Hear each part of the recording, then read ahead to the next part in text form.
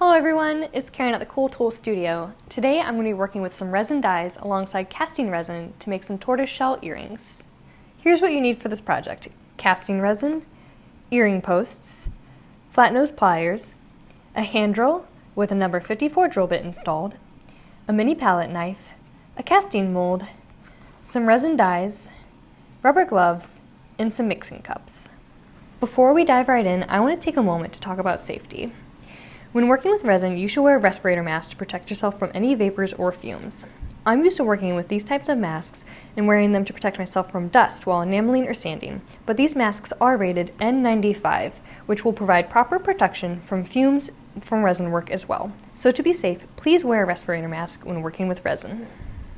So the resin that we're working with today is a 2-part resin, and it's going to be mixed together in equal parts. You can see here it says that it's a 1-to-1 ratio, and that's by volume. So on my cup here, there's just kind of a line where I can see through the cup and see that the pattern breaks there, and I'm just going to use that to measure, and I'm going to fill to the line with part B, and then I'm going to pour out the exact same amount of part A as well.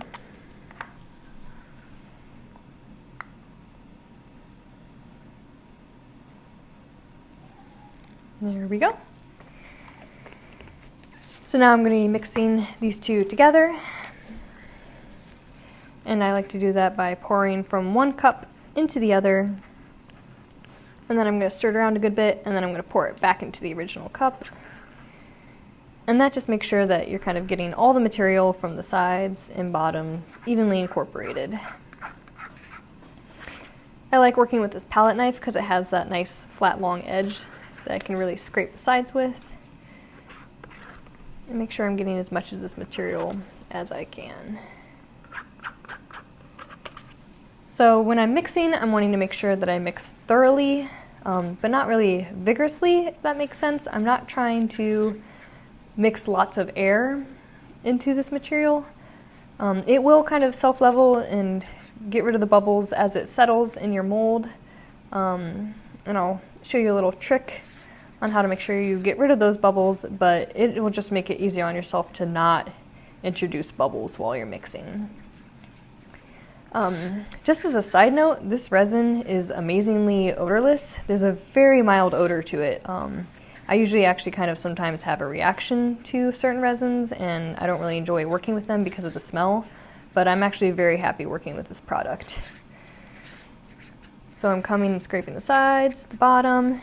I feel like this is nicely mixed, so just to be thorough, we're going to go back to this other cup, pour it in there, and mix it again.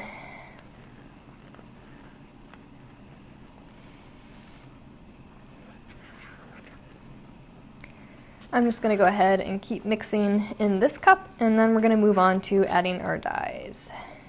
So my resin has been mixed, and I'm now ready to add some dyes. And I'm going to be mixing several different colors. So I'm going to pour off some into individual little mixing cups here.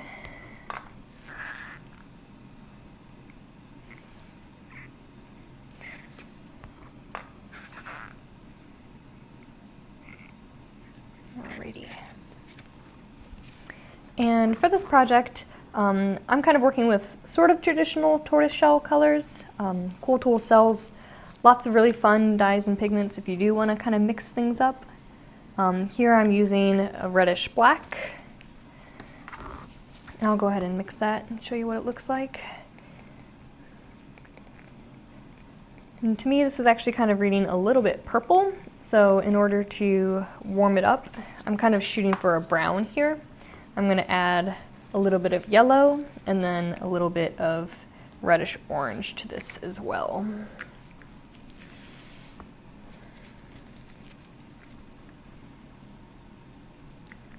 And let's see what we get with this.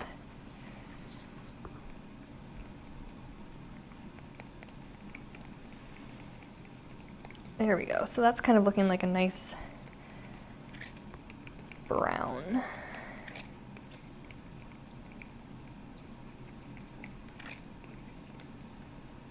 Yeah, I'm happy with that. So now I'm also going to mix up a yellow and then a white. So these dyes are really concentrated and you don't have to use a lot. A little bit goes a long way, as you can see here. So there's my yellow, and I'm also going to use a white. I would say that the white, for all these other ones I've just been using one of each. I put 3 white in here just because it is kind of soft and subtle. So to really make it stand out, I'm going to make it a little more concentrated. So to get this kind of tortoiseshell look, I found that it was easiest to first lay down some color, pour in some clear, and then add some more color.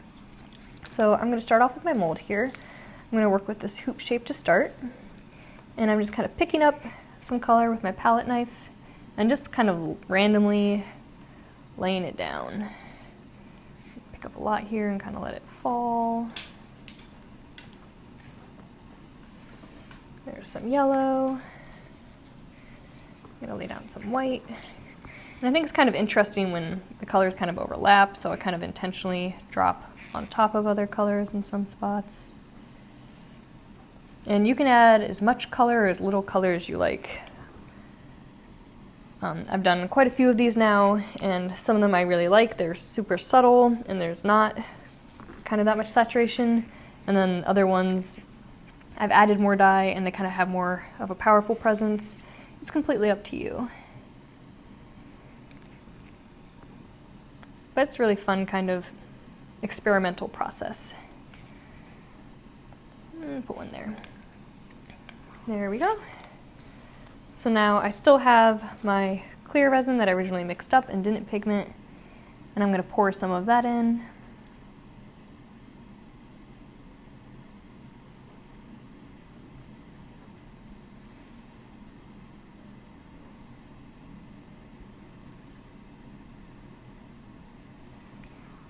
And then on this side, just so it's not kind of flat, to add a little more dimension, I'm going to add some more color.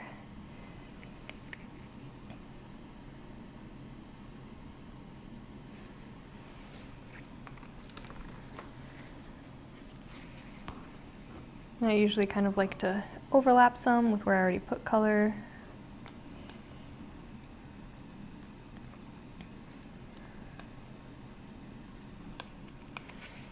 I'm going to finish off with some white.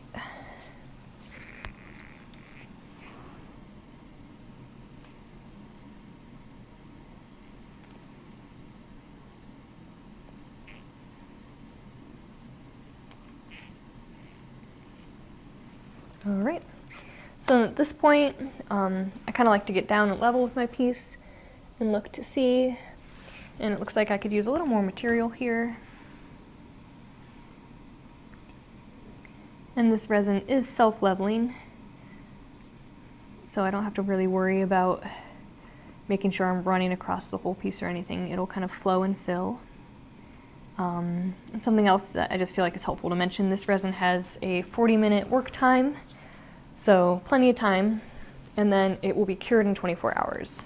So as a last step, before I leave this bee for 24 hours, I'm going to show you guys a trick to remove bubbles. So after it's been poured, there are some bubbles that you can see have risen to the surface.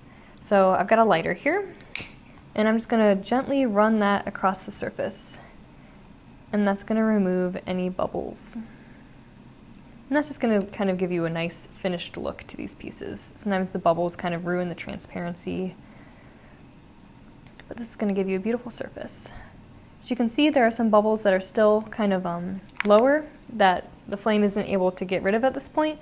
So then I like to let this sit for 15 minutes and then come back with the lighter and get rid of any bubbles that may have risen up during that time. So 15 minutes have passed, and as you can see, some more bubbles have come up to the top of my surface here. So just one more time, I'm going to run the lighter across the surface there to remove those bubbles.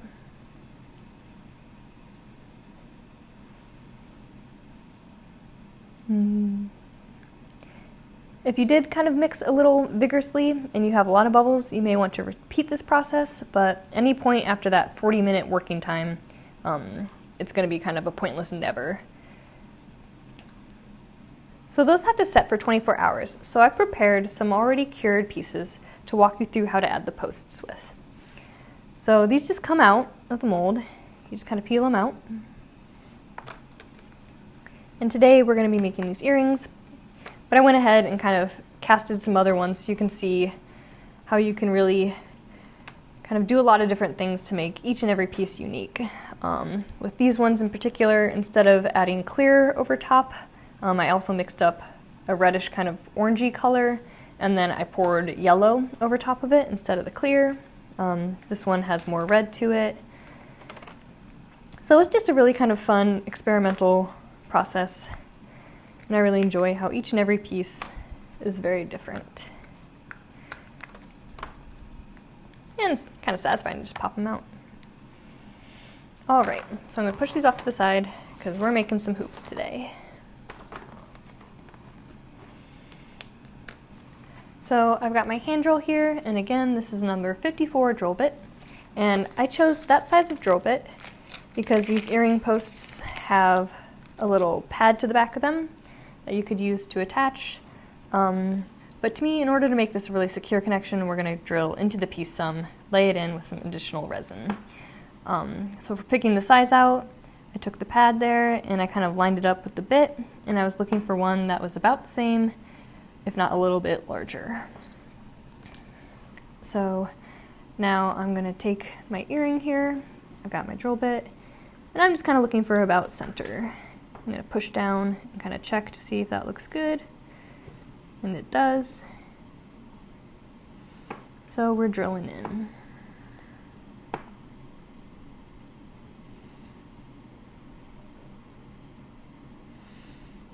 And then I kind of usually take my post here and check it to see if it's deep enough. I'll go a little bit deeper there.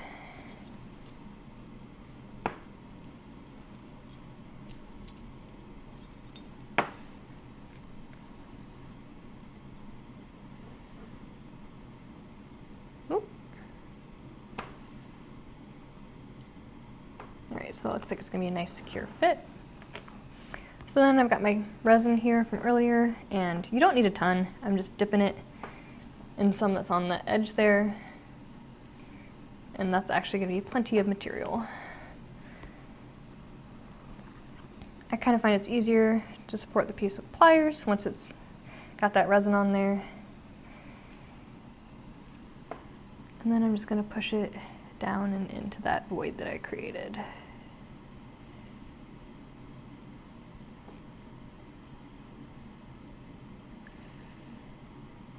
And then once it's in, kind of look at it from all angles, because it might look like it's straight up and down, but then if you look at it from another angle, it's obvious that it's crooked. Whoops. So just make sure that you spend some time kind of fussing with this and making sure it looks nice and straight before you allow that resin to cure. So you're going to repeat that to the other piece of your pair. I went ahead and put the post in the other earring, and I'm really happy with how these turned out. They're really lightweight for their size, and they're super comfortable to wear. The possibilities are endless with these dies, and I had a lot of fun working with them. I really enjoyed how each and every pair of earrings I made was a little bit different, and I think you will too. Thanks for watching.